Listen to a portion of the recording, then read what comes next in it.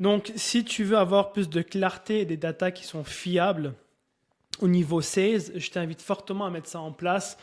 C'est ça qu'on a aujourd'hui au sein de nos entreprises, que ce soit pour les copywriters, pour Scaling Circle, et ça fonctionne très bien. Donc, pour continuer sur le pôle sales, j'ai également créé des dashboards. Dashboard avec Cloud Code. Donc ça, c'est avec Cloud Code. Qui nous permet d'avoir les KPI de nos setters.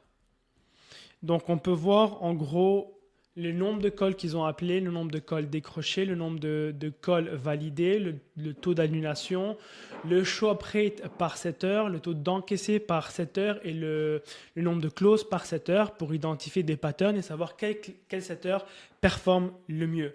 Avant, c'était vraiment pas clair, on n'avait pas de la clarté sur ça. Aujourd'hui, grâce à Cloud Code et ce dashboard-là que j'ai mis en place pour notre sales team, on a de la clarté sur ce qui se passe exactement avec chaque setter, on a accès au recording, etc.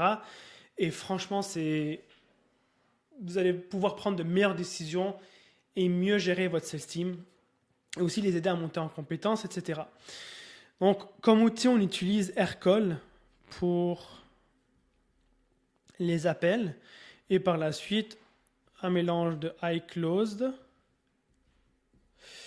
plus les processeurs de paiement.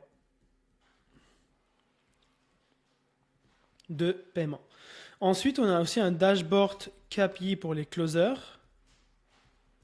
Et aussi, on a un autre dashboard de commission. Comme ça, à chaque fin du mois, notre assistante peut aller sur le dashboard commission et vérifier toutes les commissions. Et s'il y a des commissions qui ne sont pas attribuées à certains closers ou certains setters, elle peut rentrer en contact avec eux, faire une recherche sur le dashboard.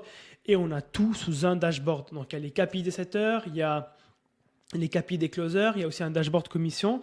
Et un autre truc que j'ai mis en place pour gamifier aussi le dashboard et donner envie justement aux closers, aux setters de mieux performer, c'est des goals, donc des objectifs. Donc objectif, ça me motive toujours la sales. Donc pour les setters, j'ai mis un objectif sur le nombre de calls qu'il faut dial, donc qu'il faut appeler.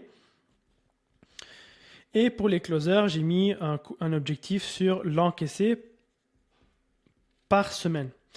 J'ai également mis un objectif financier, donc combien ils veulent gagner à la fin du mois. Parce que s'ils ne savent pas combien ils vont gagner, ils n'ont pas de visuel sur leur commission et leur progression. Ça va être compliqué pour eux de savoir combien de calls ils doivent faire, effectuer et combien de clauses ils doivent effectuer pour atteindre leur objectif. Donc toi, si tu es un chef d'entreprise, tu es un coach, tu vends un service en ligne, du high ticket, etc. Si tu n'as pas un objectif en tête qui est clair, tu ne vas pas savoir quoi faire pour atteindre cet objectif-là. C'est exactement la même chose pour votre sales team. Donc, il y a des objectifs pour les setters, objectifs pour les closers et aussi un objectif de revenus. Donc, combien ils veulent se payer à la fin du mois et gagner à la fin du mois.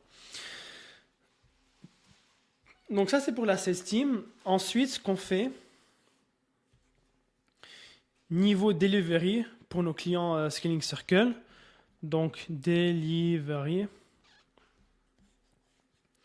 C'est dès qu'on a un nouveau client, on a un process d'onboarding qui se fait avec l'IA automatiquement, c'est-à-dire envoyer les accès Slack, créer le dossier de partage sur Google Drive, créer les documents nécessaires pour que le prospect puisse les remplir et nous envoyer